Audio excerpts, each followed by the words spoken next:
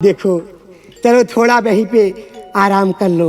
वास्तव में परमात्मा तुझे जिस सांचे में ढाला होगा वो सांचा तोड़ के कहीं फेंक दिया होगा। सही कह रहे हो। मेरी बात सुनो। अरे बोलो मेरे राजा जी, क्या कहना चाहते हैं आप? वास्तव में तुम्हारी जितनी तारीफ करूं उतनी ही कम है। आज पहलू की नहीं अंतर कहाँ पाए?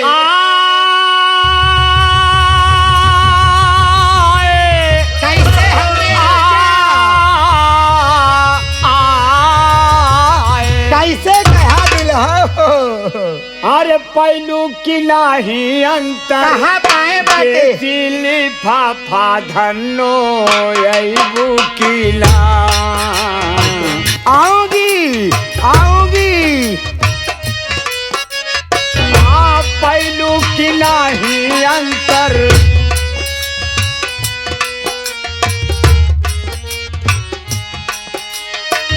पहलू की नहीं अंतर पहलू की नहीं अंतर देसी लिफाफा धनो यही बुकिला। आऊंगी आऊंगी। खातानी पाता तू आपन बात जरूर बताऊंगी।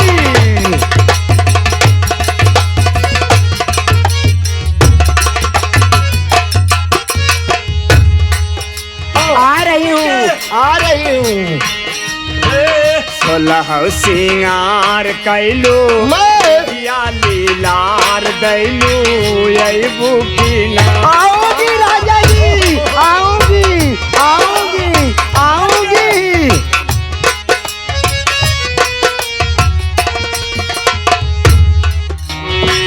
सोलह सिंगार कैलू दे दिया लीलार दैलू आईबू किला।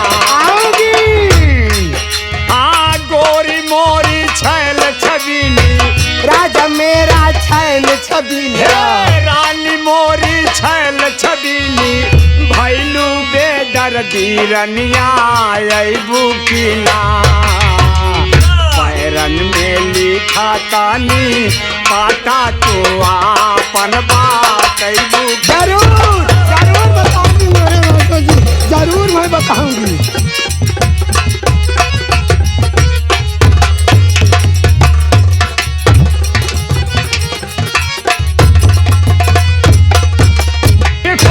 क्या हुआ? आप थोड़ी देर आराम करते हैं। यही तो मैं सोच रही तो हूँ। सोचो मत, समय मत गवाओ। देखो आराम करो मगर दरवाजा खोल दो। ठीक जो है। कि हवा लगते रहे ना, दरवाजा खोल के सुना। चलो लाल बहादुरा, अरे तो समझ में नहीं आवत बा। चलते ही सोवे कुछ लिए हुए इंतजाम करवे बिस्तर ओढ़ाई बड़ी ओढ़ाई बड़ी।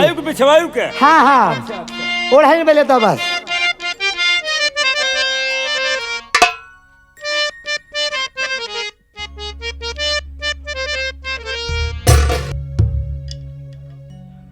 अब चलो बिस्तर पे आराम किया जाए, तब उसके चला चला जाए। आओ बहू जी आइए।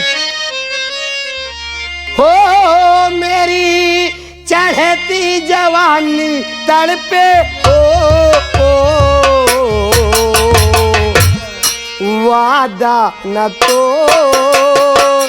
वादा न तो वादा न तो वादा न तो चढ़ती जवानी तड़पे मेरी चढ़ती जवानी तड़पे वादा न तो वादा न तो वादा न तो वादा न तो वादा निभाना होगा साजन तुझको डोली में बिठा के ले जा घरे अपने मुझी को। लाला लाला लाला लाला लाला लाला वादा निभाना होगा साजन तुझको डोली में बिठा के ले जा घरे अपने मुझको। लाला लाला लाला लाला लाला लाला हो मेरी चढ़ती जवानी तड़पे हो, चढ़ती जवानी तड़पे हो, वादा न तो वादा न, चलो चलो आराम कर, वादा न तो वादा न तो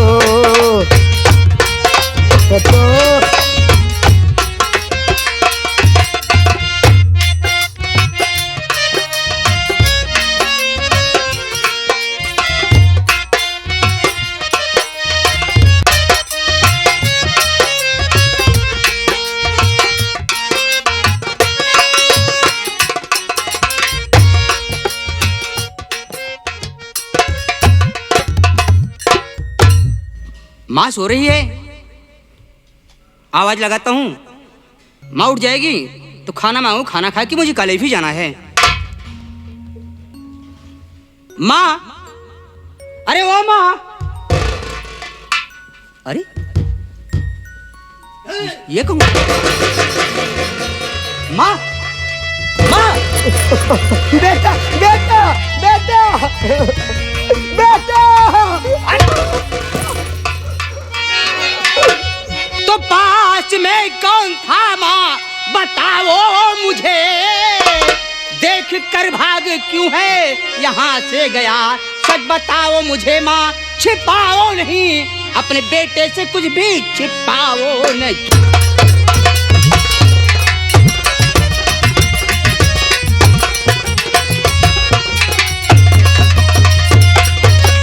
माँ, कौन था जो अभी भाग कर गया ऐसे? बता रहे हो, मेरी बात सुनिए बेटा। अरे बेटा इंद्रेश बात पर गौर कर, दूसरा कौन कमरे में आ सकता है, दवा खाने के खातिर अरे आए यहाँ थे तुम्हारे पिता, कौन हो सकता है।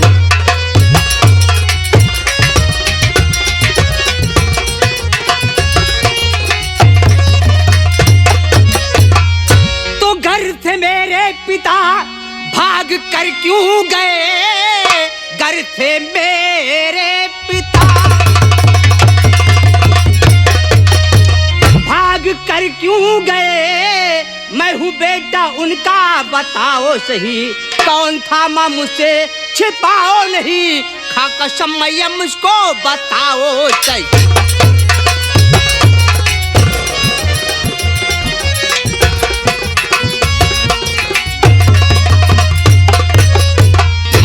हाँ बेटा, आखिर वो कौन था, तुम्हें सच सच बताना होगा। मैं बता रहा हूँ, मेरी बात ध्यान से सुनना बेटा। अरे जब से पैदा हुआ तब से बीमार है, का कसम कह रही आज भगवान की, है खतरनाक उनकी अरे बीमारी ललन, यही पहचान है नेक इंसान।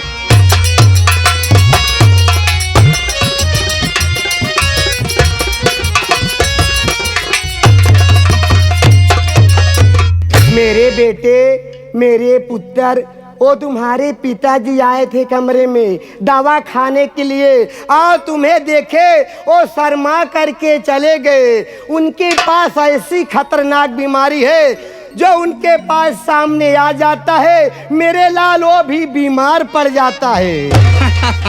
हरामजादी, क्या मुझे उल्लू बना रही है? अरे उनके पास ऐसी बीमारी है कि जो उनके पास जाता है वो मर जाता है। हाँ हाँ बेटा, मर जाता है। आखिर हरामजादी तू क्यों नहीं मर गई? क्या मुझे झूठा बना रही है? सुन मेरी बात को। और गया था मिलने पिताजी से कारखाने में, गया था मिलने पिताजी से कारखाने में, झूठ क्यों बोलती है सच मुझे बता। देख रहा है देवा जी, मैं झूठ बोल रही हूँ, मैं झूठ बोल रही हूँ। गया था मिलने पिताजी से कारखाने में, झूठ क्यों बोलती है सच मुझे बताने में। क्या? बीमारी को कोई नहीं पिताजी देख रहा है, देख रहा है। नहीं बीमारी कोई पिताजी को है मेरे, झूठ क्यों बोलती है? बोलो, मैं झूठ बोल रही हूँ, मैं झूठ बोल रही हूँ, झूठ बोलूंगी मैं। हरामजादी, तू मुझसे झूठ बोल रही है? अरे बेटा मैं झूठ नहीं बोल, मेरी बात सुनो।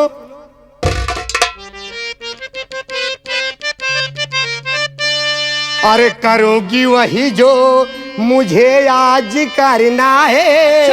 सुन रहा है मेरी बात? सुन रहा हूँ। करूंगी वही जो मुझे आज करना है, नहीं इस जमाने से मुझको डरना है। करूंगी वही जो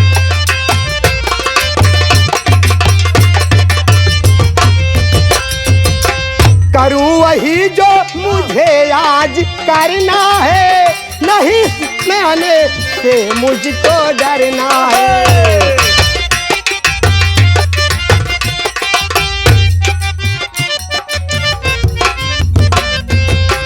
चला यहाँ से अभी भाग सकता है, चला यहाँ से अभी भाग सकता है, नहीं इस जाने से मुझको डरना है, नहीं इस जमाने से।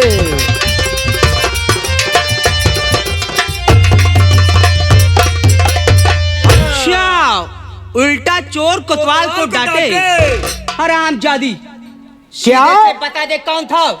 मैं प्रेम से कह रही हूँ, तुम्हारे पिताजी कमरे में आए थे दवा खाने के लिए। लाल बहादुर, हाँ भैया, इस सीधे से नहीं बताया। ऐसे ना बताए भैया हो, जब तलक लात का भूत कभी बात से नहीं मानता है। हराम चौधरी ना बहुत सही भैया। बदतमीज कहेगी, बताएगी कि नहीं बताएगी?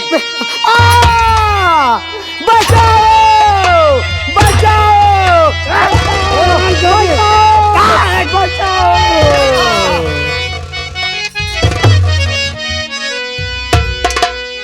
अबे तू कैसा है इंसान, क्यों लेता अपनी माँ की जान?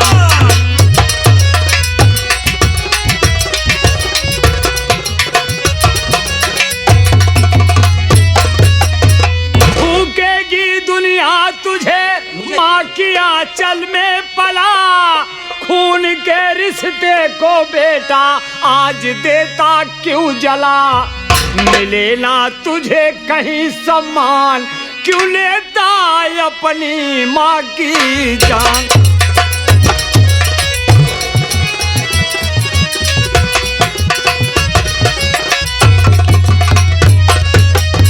अरे तू कितना नीच इंसान है, जिस माँ से पैदा हुआ उसी माँ की हत्या करने को सोच लिया हरामखोर। नहीं तो दादाजी सुनिए मेरी बात दादाजी। न लूंगा लबों पे इसका नाम। दादाजी सुन रहे ना आप? सुन रहा हूँ। न लूंगा लबों पे इसका नाम, कि करती घर में गंदा गंदा काम। एक लड़का हिम्मत कैसे पड़ा तू होता कहा?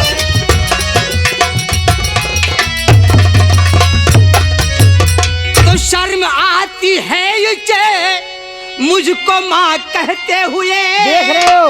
और देख मैं सकता नहीं अपना घर जलते हुए। अरे ना लूंगा जुबान पे इसका नाम, और करती घर में गंदा काम।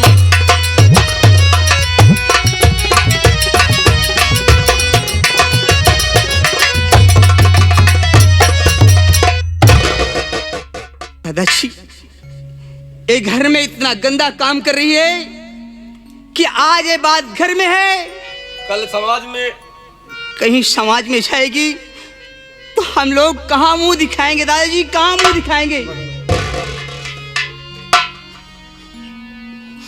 जेठ जी बोलो बहू। मेरी बात सुनिए। कहो। अरे बता तू रही क्या हूँ। बताएगी? जेठ जी मेरा नहीं वो कसूर। तो मैं समझ रहा हूँ बहू। जेठ जी मेरा नहीं कसूर, कर दो इसको नजरों से दूर।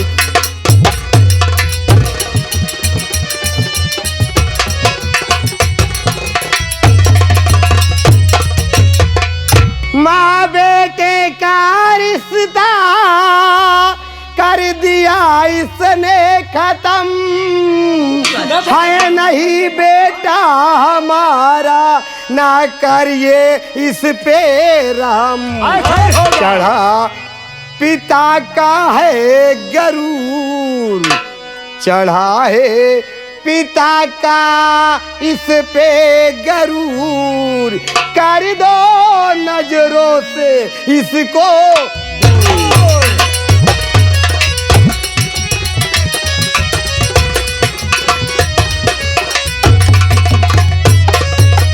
हाँ जेठ जी मेरी गलती है, तुम सब हमको मारोगे, ठीक है तुम सब हमको मारोगे तो ये मैं घर छोड़ के चली जा रही नहीं हूँ। बहू नहीं, इसमें तुम्हारी कोई गलती नहीं है बहू। मैं अपनी आंखों से खुद देखा हूँ। अगर मौके पे ना पहुँचता तो इंद्रेश्वर तुम्हारा गला दबा के तुझे मार डालता।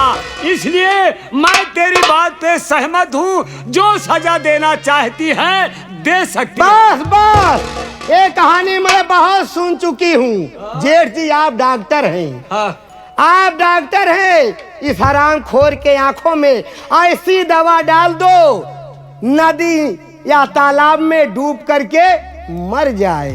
ऐसा ही होगा बहू, ऐसा ही होगा। लाल बहादुर डॉक्टर साहब जाओ, ईश्वर से दवा लाओ डॉक्टर से। बेटा अच्छी बात। जाओ जल्द जाओ। माँ क्या रे तू कितनी बेरहम है माँ, तू कितनी बेरहम है। हरामखोर नालायक कमीना कुत्ता, मैं बेरहम हूँ, बेरहम हूँ, नालायक बेरहम हूँ, बेरहम हूँ, बेरहम हूँ कमीना नालायक हरामखोर।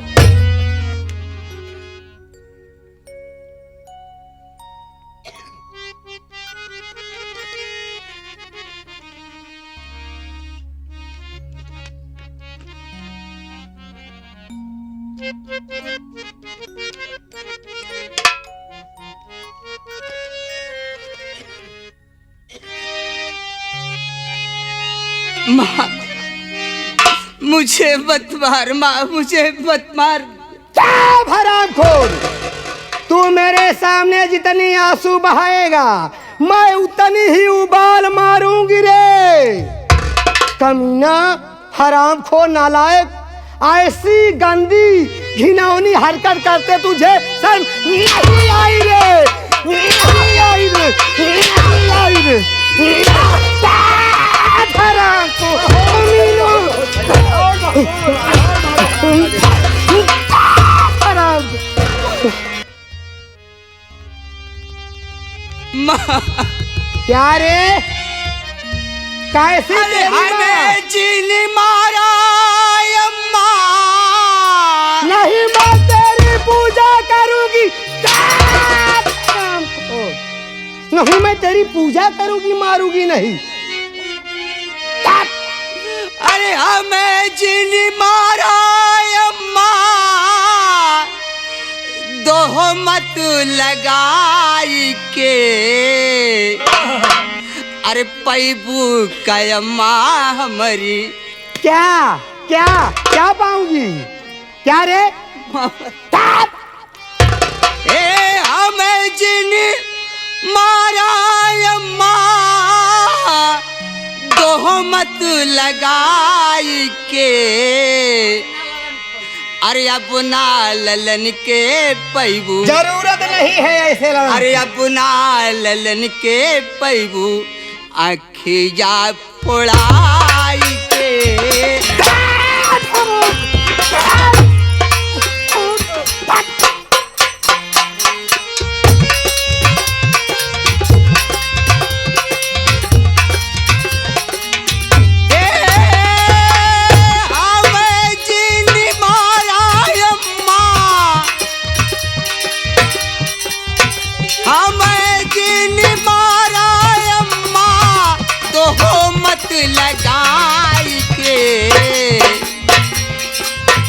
अब ना ललन के पैबू जरूरत नहीं है। जा फोड़ाई के आज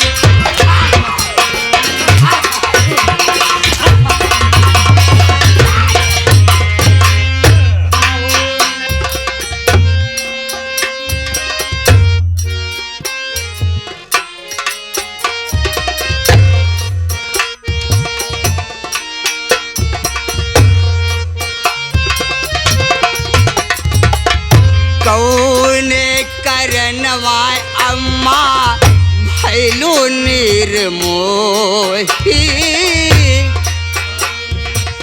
निर्मोही निर्मोही कौने करनवा अम्मा भैलू निर्मोही के करी दुअरिया जाई भनी के बटोही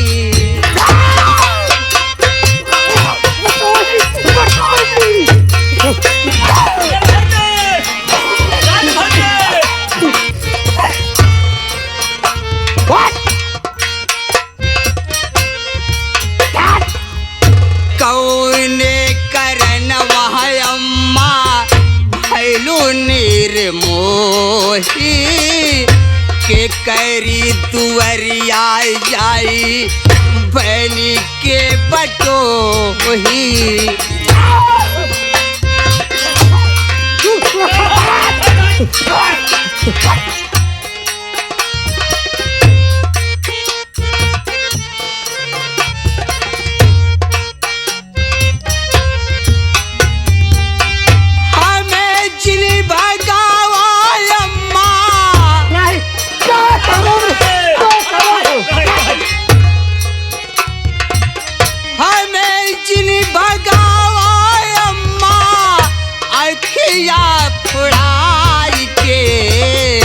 पैबू का ललन के अम्मा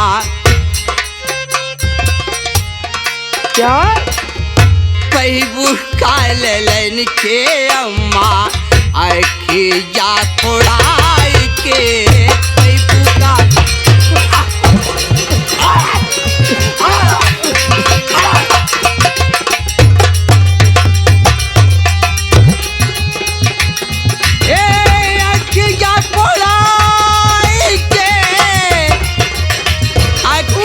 फोड़ाई के पैबू का ललन के अम्मा अखिया फोड़ाई के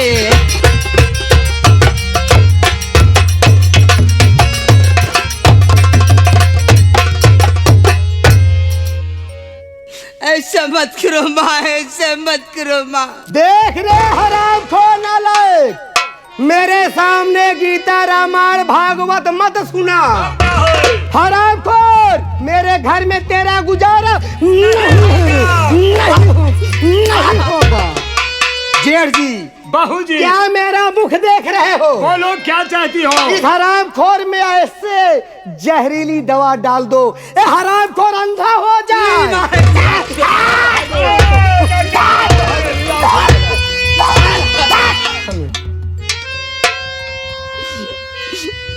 दादाजी, आप तो मेरा पिता तुल्य, आप ऐसा मत कीजिए दादाजी, आप ऐसा मत कीजिए।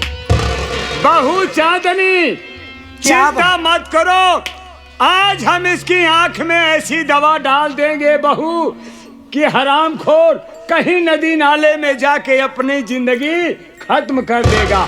पकड़ो, क्या देख रही हो? नहीं माँ, नहीं माँ,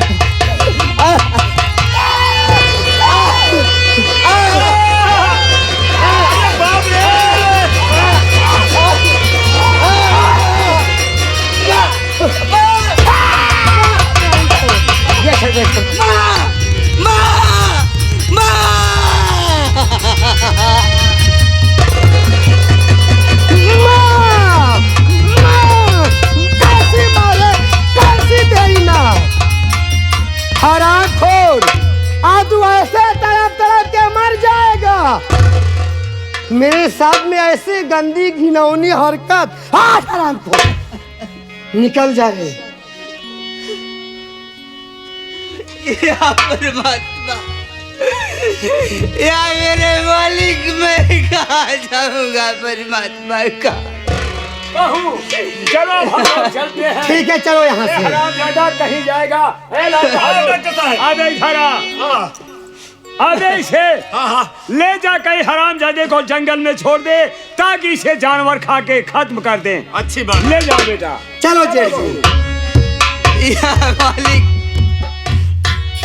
अब तो तेरा ही चारा है मेरे मालिक, क्या तेरा। करना भैया हो, जब महतारी ने आपके यहाँ तरह से आए। मेरे भाई साहब, चाहे जितना खरो, लेकिन नसीब में जितना लिखा होता है सिर्फ उतना ही मिलता है। बात तो सही है मेरे भाई, क्या करोगे सर, अपने नसीब का दोष है भैया, जो आपके किस्मत में लिखा है वही होगा भाई।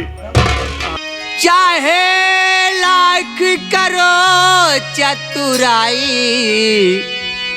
कर्म का लेख मिटे नार भाई, कर्म का।